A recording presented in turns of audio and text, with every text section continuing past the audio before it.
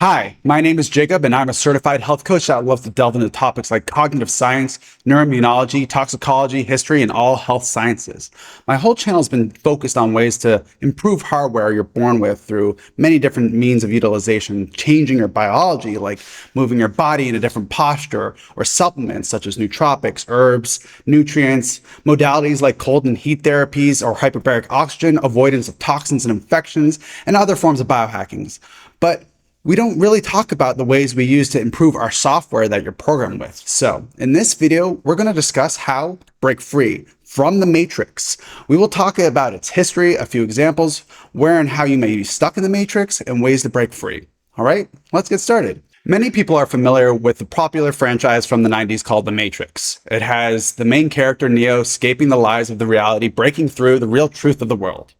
Many people have been writing about this concept for forever with books like The Secret, movies like The Matrix and The Truman Show, and now the mindfulness revolution that we live in. Breaking free from the matrix is paramount to true self-development, and it's a process you need to develop for your character and to become a higher self of yourself. The concept of breaking free from the matrix of the world originates back to the days of ancient Greece with Plato. Plato was an amazing philosopher who drives many of our underlying cognitive science and how you perform your day-to-day life, whether you realize it or not. It's historical context affecting you. The historical events that he created shapes the way that you think. It's important to learn about his many philosophies and the ones that relate to the matrix. So we're going to talk about the myth of Plato's cave. The myth of Plato's cave goes something like this. You have the cave that people are living in, and they are shackled to chains, and all they can see are shadows of the world that are being portrayed from a burning fire on another side of a wall. So these people are shackled. There's a wall, there's a fire, and in between that fire, there are moving things creating silhouettes, shadows on the wall. And all those people can see that are shackled down are the images that are being portrayed, or the shadows that are being portrayed on the wall. And they're stuck there until one day someone breaks free from their shackles. They go around the wall and they notice, hey, there's more to this. There's a fire here, and there's people with fake silhouettes that are creating an illusion of what reality is. And they walk around the cave. They see a little bit more. They actually notice over there somewhere, there's a little bit of light. So they walk over to the light and they climb up it. And as they go up there, they notice it's really bright and they can't see, and they're taken aback. They're blinded by the light. That is where we get that term. And as they continue to crawl up and up the cave, they keep coming back. They're blinded by the light. They go a little bit further. Their eyes adjust. They're blinded. Keep going until they're out into what is land, outside of this cave, and they're in reality.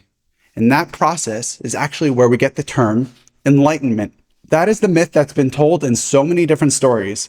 The Matrix, Truman Show, The Secret tries to teach you how to break free of that. So your path to self-development depends heavily on your ability to break free from the shadows and the lies and realize the light and take it in and move forward. And once you've understood the new light. So the question is, how do you break free from this? Have you ever had a time where you've learned something, but you cannot go back to living the way you've lived before? You know, people can lie to themselves, they can deceive themselves, but you can't really know the truth about something and then say that's not the truth. Humans inherently are seekers of the truth. They cannot lie to themselves. For example, how would you like to know that someone you're with has been cheating on you? Someone, your significant other, your passionate relationship was actually a lie. Would you like to know that information, that they were cheating on you, even if that meant the end of your relationship, right? People are seekers of truth. They do not want to be held back to the lies and the falsehood, although they may be stuck in it. The first step in breaking free of the matrix or the cave is start asking the right questions. The questions you ask will give you specific answers. If you're asking the wrong questions, you'll get the wrong example. This is because your brain will answer whatever you put into it. For example, if you were to put in the wrong prompt into ChatGPT or other language models, you would get the wrong answer, even if you're trying to look for the right thing. Or another example would be searching something on Google. Have you ever typed in a question into Google only to find none of the things on the top results are what you're looking for? And then you go back to the search bar and the prompt bar and you change your phrasing. And maybe you do this a few times until you get the results you're searching for on Google, right? This happens with your mind as well. Try something with me. For a few seconds, I would like you to look around your room and notice anything brown. All right. See where things are brown. All right. Now close your eyes. What did you notice? That's blue. In this analogy, brown was the color of the everyday world and the shadows, whereas blue might be the path to unlock the truth of this world.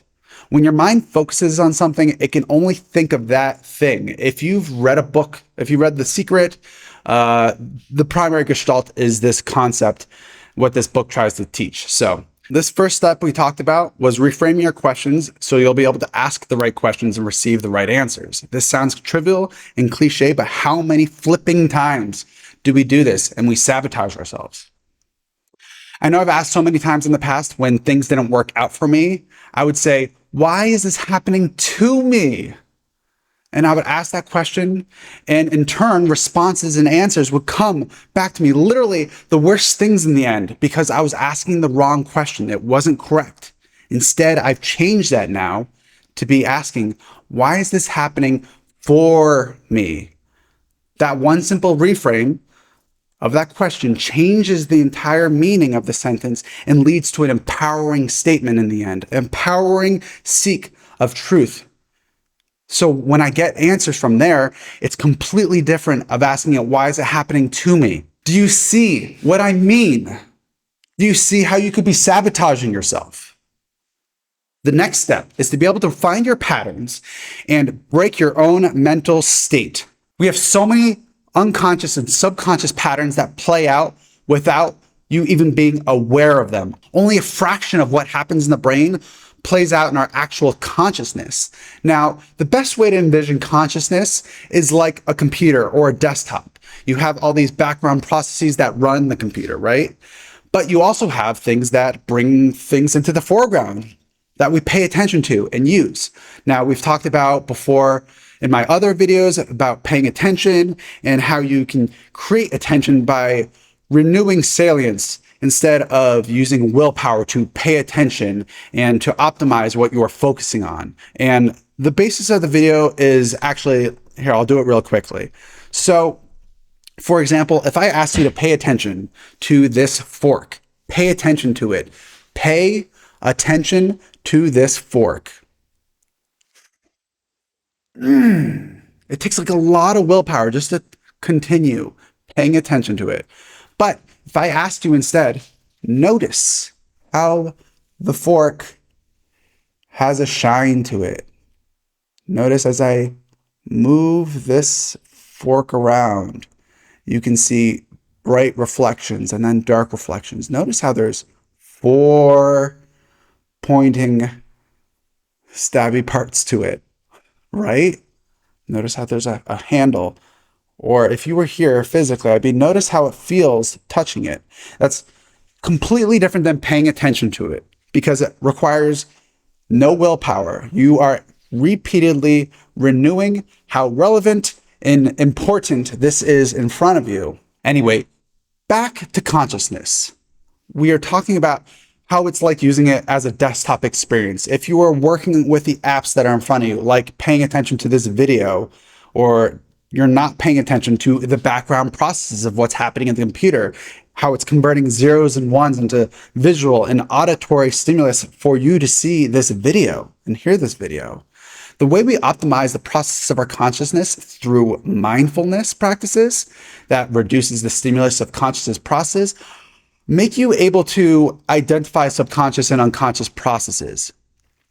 And what I mean by mindfulness is not meditation per se. It can be done with psychedelics.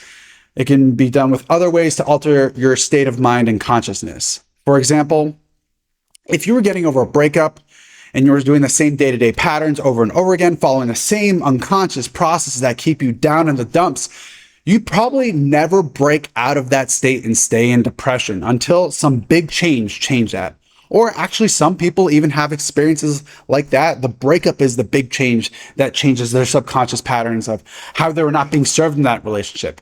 And doing things that change your unconscious behavior will, for example, allow you a glimpse into your subconscious. So getting over a breakup, sitting in a dark room with no stimulus is much different than getting over a breakup and then going and hitting the gym.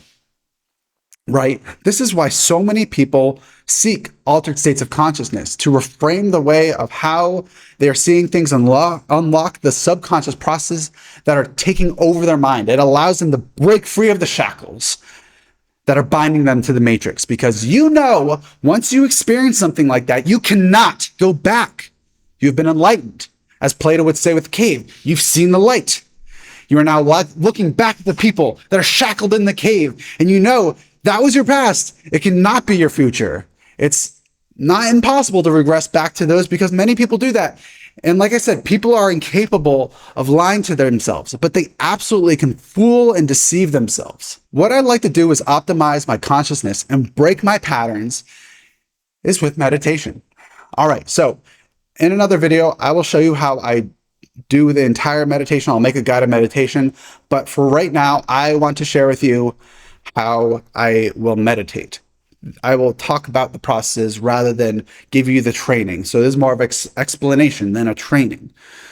When I meditate, I am closing my eyes and I'm envisioning 3 separate areas in front of me.